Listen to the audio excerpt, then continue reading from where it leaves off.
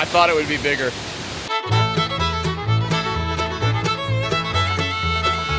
Alright boys, it's adventuring season, and that means, well, adventuring. I love mountain biking, but I really love simply being outdoors in any capacity, and one of the best ways to experience the outdoors is hiking. Whilst hiking though, I found that having a destination to hike to makes that hike just that much more enjoyable. And what destination is better than a waterfall? That was rhetorical, don't actually answer that. You see, I've been trying to think of a series to do for this summer, and the other day whilst in Blue Ridge it hit me. I'm gonna go try and see all of Georgia's waterfalls and give them an arbitrary rating. Oh, what fun it will be to watch some guy on the internet give a potentially asinine subjective opinion of an elevated river, I thought to myself as I stumbled upon this book by Jim Parham in an outdoor store in Blue Ridge. Well, regardless of the truth of that statement, I bought the book and that's what I'm doing. This is Waterfall Wanderer. The first episode of Waterfall Wanderer, which you are experiencing right now, takes us to Hemlock Falls in Clayton, Georgia. Hemlock Falls is one of at least 5 waterfalls located on Moccasin Creek, a stream that feeds into Lake Burton at... Wait a minute, I'm plagiarizing the book. Here, let me try again. Hemlock Falls is nestled in the woods adjacent to the trout hatchery at Lake Burton, which is currently under renovation, being nothing but a dirt field. The road turns very quickly into dirt road and is short lane 1-lane road all the way to the trailhead. The first thing I noticed was the lack of parking, juxtaposed against the abnormally large crowd of people there that day. Granted, it was a Saturday, but still, this isn't a major destination hike by any means. After finding a vacant spot on the side of the road, I discovered that there were no public restrooms, which made me very glad to be a dude right about then.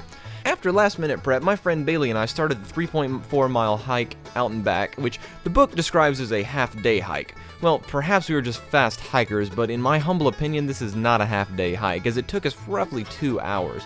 However, the author seems to be maybe in his 50s or so take the hiking times with a grain of salt on both ends here. The hike itself was quite nice, and the canopies of the local trees surrounded us in a sea of green as a firm reminder that summer is almost officially here. The trail was mostly even, and we didn't have much trouble ascending the mellow elevation the whole way to the falls. The trail did have numerous creek crossings, which could potentially be difficult to negotiate for some people.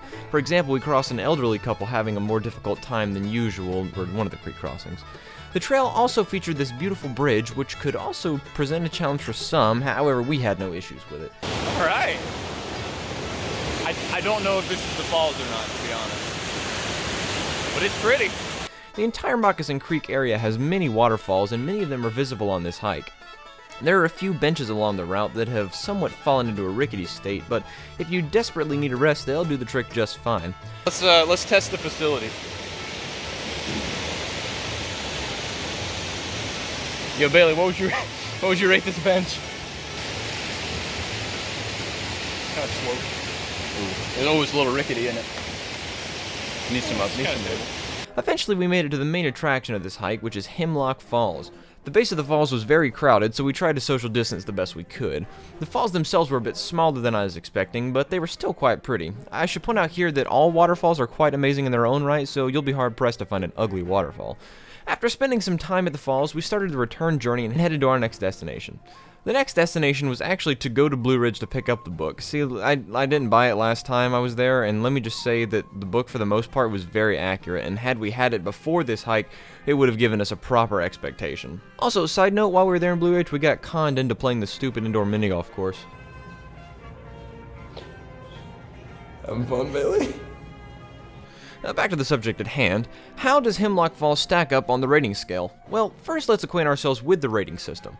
The Waterfall Adventuring Trekking and Exploration Rating System, or WATRS, yes I am very proud of that acronym, consists of 8 categories, which are the waterfall size, appearance, the water's taste, the trail quality, the hike, the facilities, the area, and the accessibility to the trailhead. Each area is scored out of 10, and then we take an average of the results. So let's begin. For waterfall size, I give Hemlock Falls a 4 out of 10. Being at a height of 15 feet, I put it just below an average exciting waterfall. For the appearance, I gave it a 5, as it's an average beautiful fan waterfall with no frills. Water taste, I also gave a 5, as mountain spring water is very refreshing, and this was pretty average for that. How is it? Tastes like Giardia. Does it?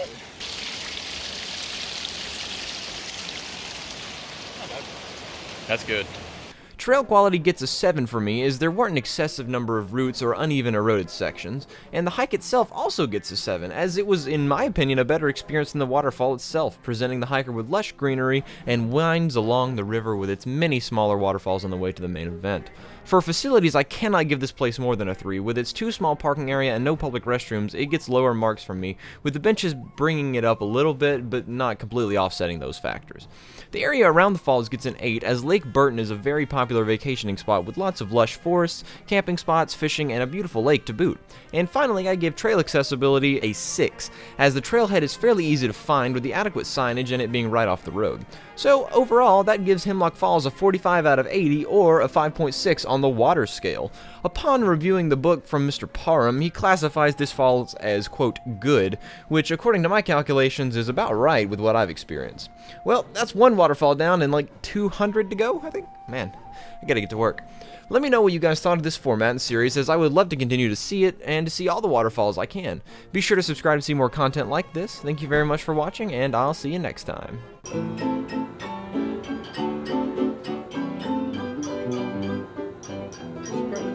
It is. How